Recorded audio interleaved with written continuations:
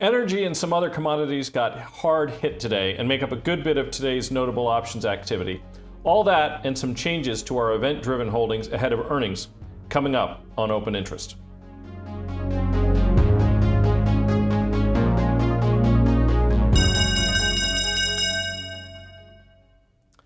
Hello everybody, I'm Mike Coe. Welcome to Open Interest. Let's touch on today's unusual options activity, and then I'll provide two updates to holdings in our event-driven strategy, which uses our proprietary options market sentiment analysis. First, the notable activity. Houston-based E&P company Callon Petroleum, ticker CPE, traded well above average options volume today. Trader paid $1.35 for 1,161 November 40 calls, 8% out of the money, around 2:10 this afternoon. The only upcoming catalyst within the November 17th expiration timeframe that I see is earnings, which the company is due to report November 2nd. Callon was very hard hit today, down over 6%. Energy was the worst performing sector by a considerable margin as WTI fell below $90 a barrel on higher rates and economic slowdown concerns.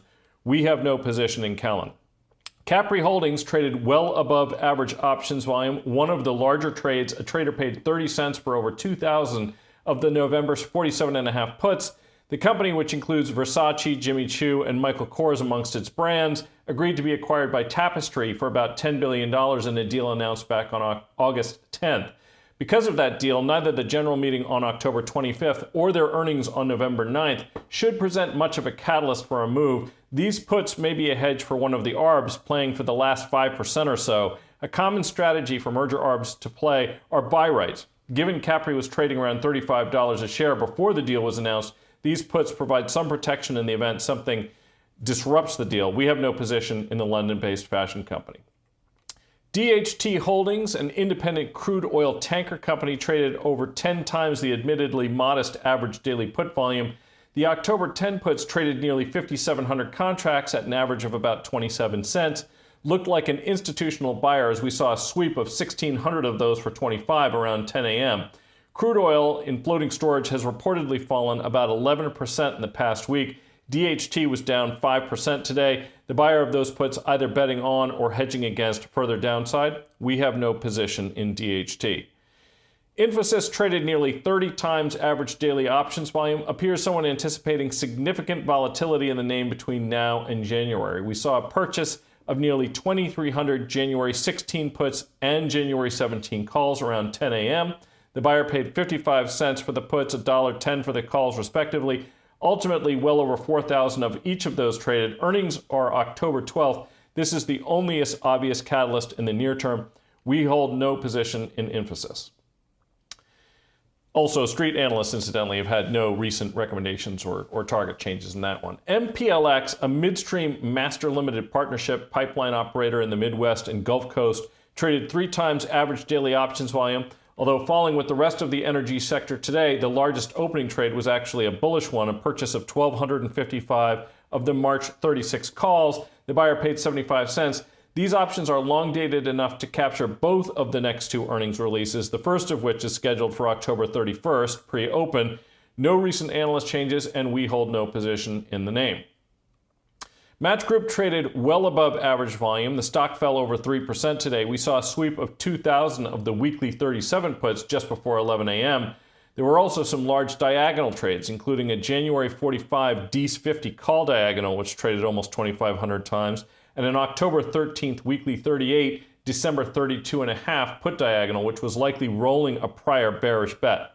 Match reports earnings on November 1st. We hold no position.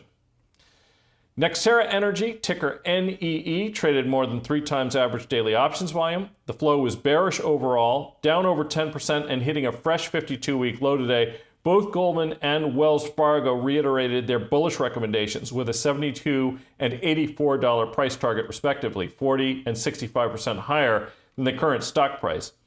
The electric utility company, which garners 80% of their revenues operating Florida Power and Light, one of the nation's largest electric utilities, is scheduled to report earnings on October 27th. We have no position in the name. Swiss footwear company ONON Holding, which fell nearly 6% today, traded more than 2 times its average daily options volume, puts outpacing calls by over 2 to 1. Weekly 26 and 26.5 puts were most active. This ahead of the company's Investor Day, which they hold this Wednesday, October 4th. We do not have a position in ON Holdings. Pan American Silver Corp, PAAS, traded greater than 4 times average put volume and declined 5.5%, comparable to the decline in silver itself. The company reported over the weekend that they had purchased more than 5 million shares of New Pacific Metals Corp at $265 a share, which brings their total holding ownership to more than 11.6%. That entitles them to appoint a board seat. Scotiabank reiterated a sector outperform with a $25 price target. Options traders were most active in the October 13 puts, 6,000 of which traded at an average of 25 cents a contract. We have no position in Pan American.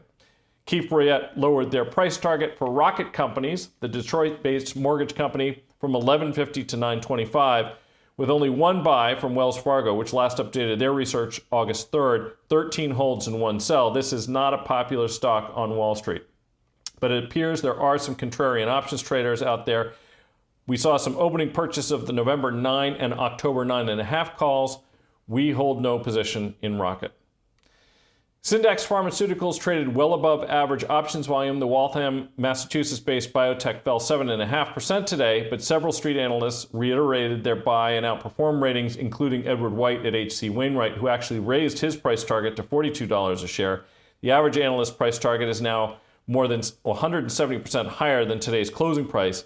Implied volatility, the price of options fell sharply after the company announced that its pivotal Augment 101 trial of their leukemia drug met its primary endpoint. Appears that options traders are anticipating more muted activity for the next couple of weeks. The company is still pre-revenue at this point. However, their next earnings is November 3rd. We have no position in SNDX. Sphere Entertainment was one of the few bright spots today. It was up 11% and trading well above average options volume. The Las Vegas entertainment venue debuted with a U2 show last Friday, the first of 25 shows. Sphere Entertainment is a spinoff that's run by James Dolan, owner of the New York Knicks, Rangers, who operates Madison Square Garden and MSG Networks. The October 55 calls were the most active, followed by the November 50s, which will capture earnings when they report on November 9th. We have no position in Sphere MSG Entertainment.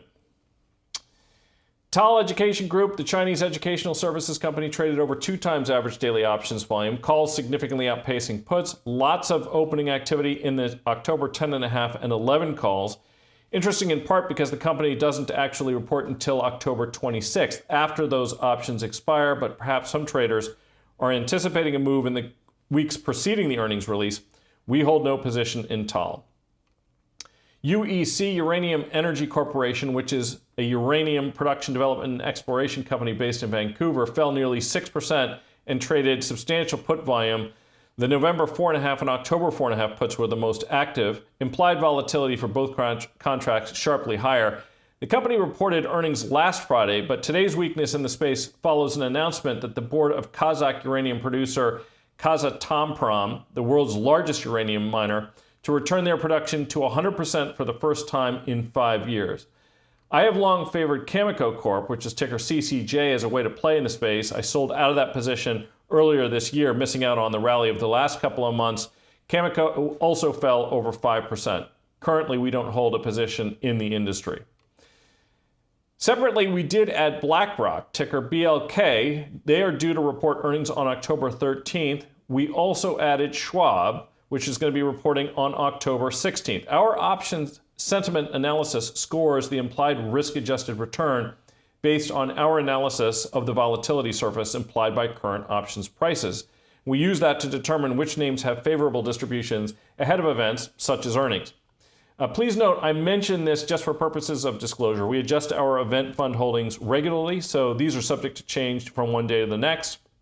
Please note that these disclosures should not be interpreted as an investment recommendation, but these are names that we hold on the long side. That's all I have for today. If you like this type of content, please like, subscribe, hit the notification bell. Thanks for watching.